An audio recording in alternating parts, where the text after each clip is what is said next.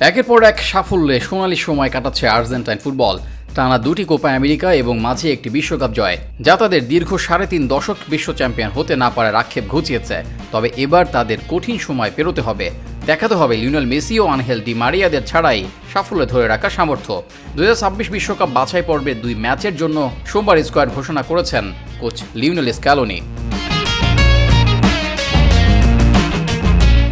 সেখানে Di Maria থাকবেন না সেটা নিশ্চিত ছিল, কারণ এবারের কোপা আমেরিকার শিরোপা জয়ের ম্যাচটিই ছিল তার আন্তর্জাতিক ক্যারিয়ারের শেষ ম্যাচ। যদি স্ক্যালোনি সহ আর্জেন্টাইন সতীর্থরা চেয়েছিলেন দেশের মাটিতে এক ম্যাচ খেলে তাকে বিদায় জানানো, তবে তেমনটা যে ঘটছে না সেটাই জানা গেল নতুন স্কোয়াডে ডি মারিয়া না থাকায়। এছাড়া দলের প্রধান তারকা ও অধিনায়ক মেসিও নেই। কোপার ফাইনালে পাওয়া লিগামেন্টের চোট থেকে তিনি এখনও সেরে ওঠেননি। সাধারণত মেসির অনুপস্থিতিতে সাম্প্রতিক সময়ে অধিনায়কের আর্মব্যান্ড পড়তে দেখা যেত ডি মারিয়ার হাতে। এখন দুই কিংবদন্তি তারকার অনুপস্থিতিতে কার কাঁধে উঠছে আর্জেন্টিনার নেতৃত্বের ভার, সেই আলোচনা শুরু হয়েছে। সেই দৌড়ে আছেন রদ্রিগো ডি পল কিংবা এমিলিয়ানো মার্তিনেজের মতো তারকারা।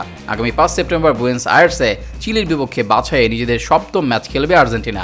এর ৪ দিন পর তারা মুখোমুখি হবে কলম্বিয়া, যা হামেস রদ্রিগোজদের মাঠে অনুষ্ঠিত হবে। আলবিসেলেস্তেদের অধিনায়ক হওয়ার দৌড়ে অ্যাথলেটিকো দি মাদ্রিদের মিডফিল্ডার ডি পল ও অ্যাস্টন ভিলার গোলরক্ষক দিবু মার্তিনেজের নাম আলোচিত হচ্ছে। নিজের সতীর্থ ও সমর্থকদের কাছে বেশ শ্রদ্ধার পাত্র মার্তিনেজ।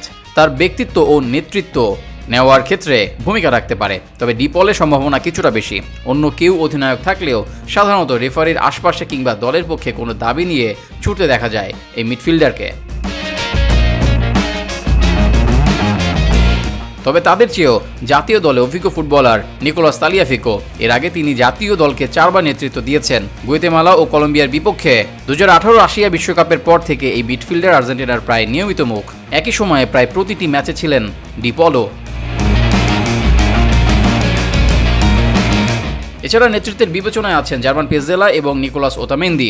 এর আগে ডিফেন্ডার ওতামেন্দি ৪ ম্যাচে এবং পেজ্জেলা অধিনায়কত্ব করেছেন স্বদেশী ক্লাব রিভার প্লেটের হয়ে। ফলে চিলি ও কলম্বিয়ার বিপক্ষে আসন্ন ২ ম্যাচে আর্মব্যান্ড পরার বিবেচনায় আছেন এই দুজনও।